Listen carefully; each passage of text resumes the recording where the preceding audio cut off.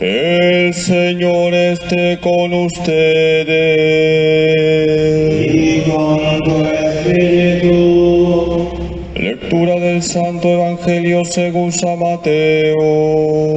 Gloria a ti, Señor. En aquel tiempo dijo Jesús a sus discípulos: no crean que he venido a abolir la ley y los profetas. No he venido a abolir, sino a dar pleno cumplimiento.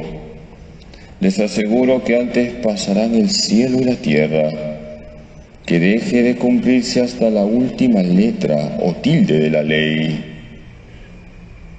El que se salte uno solo de los preceptos menos importantes y se lo enseñe así a los hombres, será el menos importante en el reino de los cielos. Pero quien los cumpla y enseñe, será considerado grande en el reino de los cielos.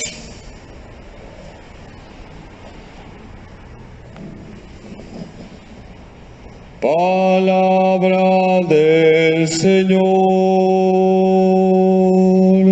Gloria a ti, Señor Jesús.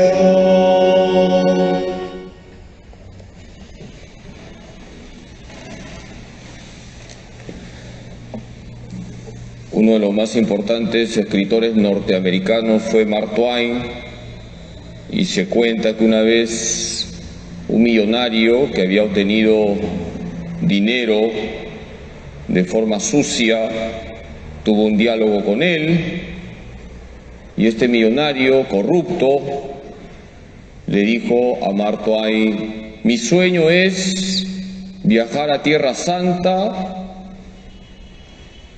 subir al Sinaí y en voz alta leer los 10 mandamientos. Ese es mi sueño.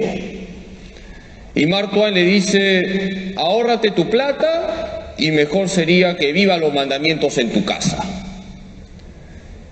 Queridos hermanos, los mandamientos, por supuesto que hay que saberlos cuáles son, no son una cuestión teórica. Los mandamientos son para vivirlos. Hoy hemos escuchado cómo Moisés le dice al pueblo de Israel: si cumplen los mandatos del Señor tendrán vida. Si cumplen los mandatos del Señor serán un pueblo sabio y prudente. Qué importante es vivir en la santa ley de Dios. Qué importante es tomar conciencia que los mandamientos no son cargas que Dios ha puesto sobre nosotros, sino que los 10 mandamientos son profundamente liberadores.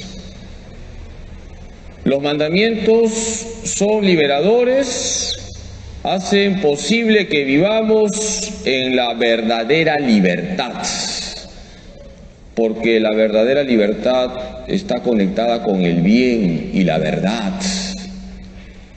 Y cuando vivimos los mandamientos, vivimos en el bien y la verdad.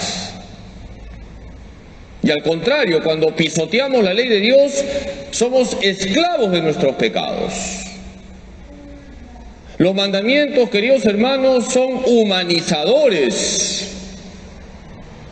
Hacen posible vivir como personas humanas, y cuando se pisotea la ley de Dios nos animalizamos. Pero también es bueno remarcar que no se trata de un mero cumplimiento. El cristiano no es aquel que cumple unas normas que están en un papel. El cristiano es el que sigue a Cristo, el que imita a Cristo, el que tiene el buen olor de Cristo, el que ama con el corazón de Cristo. Por eso los mandamientos son posible cumplirlos cuando nos dejamos transformar por Cristo. Una persona con sus propias fuerzas es imposible que viva todos los mandamientos. San Agustín, en su libro Las Confesiones, decía que para él era imposible vivir la pureza, la castidad. Hasta que se dio cuenta que necesitaba de la gracia de Cristo, y al abrir su corazón a la gracia de Cristo, pudo salir de la lujuria. Para vivir los 10 mandamientos necesitamos de la gracia de Cristo. Hoy Jesús en el Evangelio dice: yo no he venido a abolir la ley y los profetas, he venido a darle cumplimiento. Jesús es la ley con mayúsculas. Nosotros no seguimos un papel con normas. Seguimos a una persona que está viva, una persona que nos cambia la vida, una persona que nos llena del Espíritu Santo. Esa persona se llama Jesús. Por eso, queridos hermanos, para vivir cada uno de los mandamientos y vivirlos con profundidad,